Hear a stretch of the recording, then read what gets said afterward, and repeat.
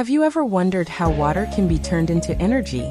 Electrolysis is the process of using electricity to split water into two gases, hydrogen and oxygen. As the electric current flows, tiny bubbles appear at the electrodes.